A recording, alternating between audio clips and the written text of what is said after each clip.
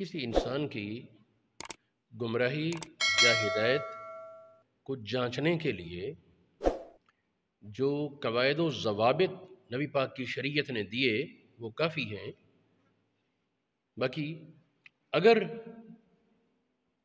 یزید کے مجموعی کردار کو ان قواعد پر پیش کیا جائے تو واضح ہوتا ہے کہ اس کا کردار وہ قابل مذمت تھا، کوئی قابل تعریف نہیں، اور اس سے ایسی ایسی لغزشیں غلطیاں واقع ہوئیں جن سے وہ بری الذمہ نہیں ہو سکتا۔ کئی لوگوں کو یزید کے برات کا بری الذمہ بنانے کا بڑا شوق ہے۔ سوچنا چاہیے کہ حضرت عمر تو فرمائیں کہ اگر دریا کے کنارے بکری مر گئی تو عمر سے سوال ہوگا، اور یہ امام حسین رضی اللہ تعالیٰ عنہ اور آپ کے رفقا شدید ترین ظلم کے ساتھ شہید کیے گئے اور ان کے جسموں کی بے حرمتی ہوئی، اس کے بارے کہنا کہ یزید کا اس میں کوئی قصور ہی نہیں، یہ بہت بڑی جسارت اور غلطی ہے۔ باقی اس حوالے سے کچھ روایات ملتی ہیں، اگر بالفرض ثابت نہ ہو یہ روایات تو بھی یزید کو بری الذمہ کہنا مشکل۔ ایک تو امام حسین رضی اللہ تعالیٰ عنہ کا معاملہ، دوسرا واقعہ ہرہ جس میں مدینہ شریف میں شدید ظلم و ستم کا بازار گرم ہوا، اور اس میں تاریخ کے صفحات بڑے واضح انداز میں کہتے ہیں کہ یزید نے باقاعدہ یہ کہا تھا کہ میں نے اپنی فوج کو کہا تھا کہ میں نے تمہارے لیے شہر مدینہ کو حلال کیا۔ پھر انہوں نے مدینہ شریف میں جو ظلم کا بازار گرم کیا وہ رونگٹے کھڑے ہو جاتے ہیں اس کے تصور سے۔ مسجد نبوی شریف میں اذان بند رہی اور بہت کچھ۔ اذان بند ہونے کے دوران سعید بن مسیب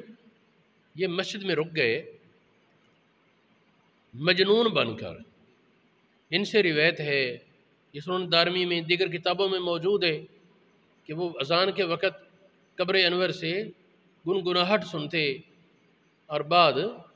متاخرین کی کتابوں میں جس طرح شیخ عبدالحق محدث دہلوی کی جذب القلوب اور علامہ سمہودی کی خلاصۃ الوفا اور وفاء الوفا وغیرہ کتابوں میں یہ صراحت ہے کہ ہر نماز کے وقت اذان پہلے سنائی دیتی، اس کے بعد پھر جماعت کی آواز آتی جس کے ساتھ یہ سعید بن مسیب نماز با جماعت پڑھتے۔ اور واقعہ ہرہ کے وجود پر بہت سے دلائل موجود ہیں، تو سرے سے انکار کر دینا بھی غلط ہے۔ بعض لوگوں نے یزید کی محبت میں واقعہ ہرہ کا سرے سے انکار کر دیا، تو اس کا انکار مطلق ممکن نہیں۔ حضور علیہ السلام نے فرمایا تھا کہ جو اہل مدینہ کو ڈرائے گا وہ اس طرح زوال پذیر ہوگا جس طرح پانی میں نمک گھل جاتا ہے، اس طرح اس کا زوال ہو جائے گا۔ تو مدینہ شریف میں واقعہ ہرہ کے بعد یزید کی فوجیں مکہ معظمہ چلیں عبداللہ ابن زبیر کے خلاف کارروائی کرنے، تو جو جرنیل تھا مسلم بن عقبہ جس نے مدینہ شریف میں یزید کے حکم پر ظلم و ستم کا بازار گرم کیا تھا، یہ تو راستے میں مر گیا، اور مرتے ہوئے اس نے یزید کے حکم کے مطابق، پہلے یزید کا حکم اس کے پاس موجود تھا کہ اگر مسلم بن عقبہ نامراد مر جائے، نامراد تو ہم کہہ رہے ہیں نا، تو اس کی جگہ پھر فلاں مقرر ہوگا،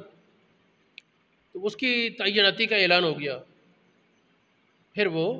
مکہ معظمہ جا کر انہوں نے مکہ شہر کا محاصرہ کر لیا۔ اس دوران یزید کو لنج پڑنے سے، کو لنج بیماری ہوتی ہے، یہ لگنے سے ساتھ لکوہ سے ہو گیا، اور پیاس کی شدت، لیکن اتنا شدید لکوہ تھا کہ ایک گھونٹ نہ پی سکتا۔ یہ بھی بظاہر لگتا ہے کہ اہل بیت اطہار کو جو پیاسا اس نے رکھا اس کی سزا میں یہ حصہ تھا کہ اس کو پیاسا رکھا گیا، سارا اقتدار سارا کچھ پاس ہے لیکن پانی ایک گھونٹ نہ پی سکتا، تڑپ تڑپ کر مر گیا، تو زوال اس کا ہو گیا نا۔ جلدی زوال ہوا۔